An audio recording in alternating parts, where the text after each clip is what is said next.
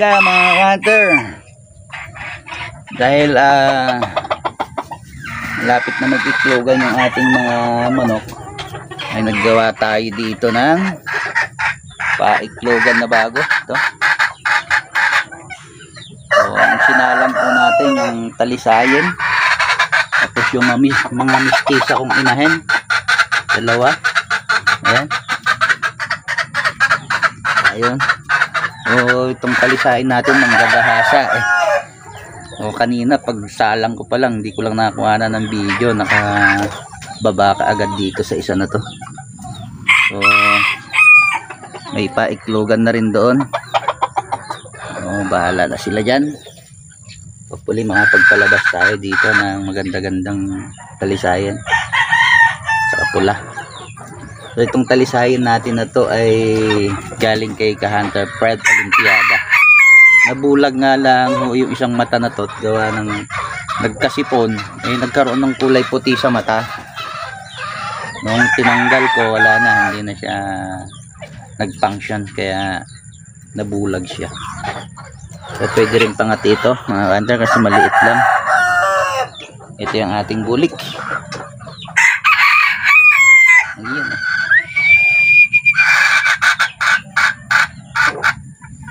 Bulik din natin pero panabong yan mga Ka-Hunter.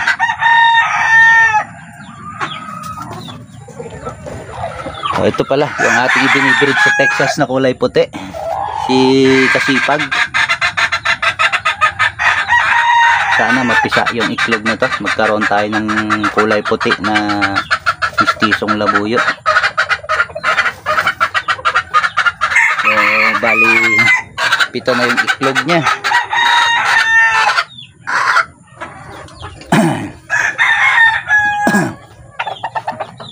Yan, panabong din yan mga Ka-Hunter. Ito ang aking 2 purong labuyo. Ito lang yung natirang ko 2 purong labuyo ko. Ito, napunit yung palong, kaya pinungusan ko na ng tuloy. Kaya nga pala nag-iisa lang ang tahig niyan mga Ka-Hunter. Kaliwa lang ang may tahig dyan, wala sa kanan. Wala sa kanan tahig yan. Yan.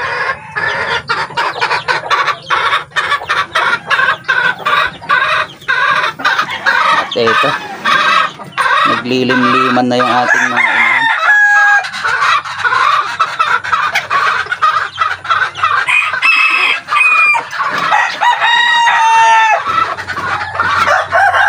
Karoon pala ako ng kwan, palabas na abuhin.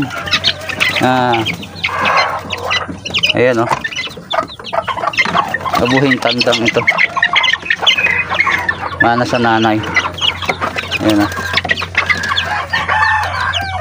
nanay niyan abuhin eh. Bali 2 yan, tandang na 3 pala, bali 3. Ayan, lalaki rin yung isa na yan.